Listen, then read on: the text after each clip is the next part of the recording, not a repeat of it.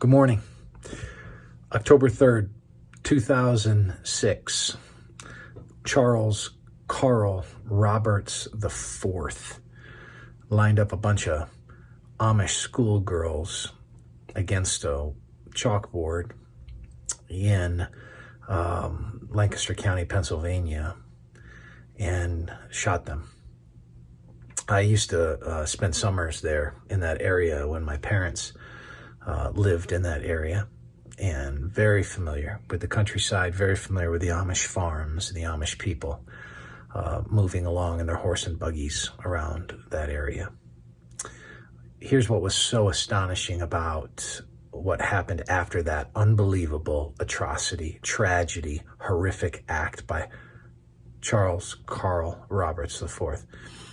The Amish people, whose children and grandchildren and nieces and nephews had been killed, nieces in particular, they were girls, had been killed, came into Charles Carl Roberts IV's parents' home and actually held his father in the family kitchen while he wept. It became quite a famous response of forgiveness, of not responding to evil with evil or with malice in their hearts. Instead, they responded with love.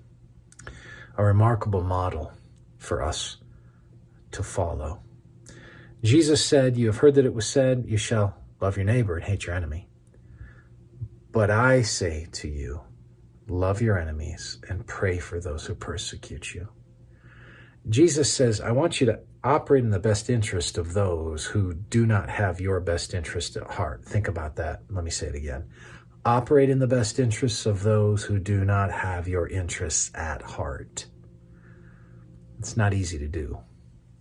Dietrich Bonhoeffer, who knew something about enemies, once said, "This is the supreme command. Through the medium of prayer, we go to our enemy, stand by his side, and plead for him to God." Plead for him to God. That's our job.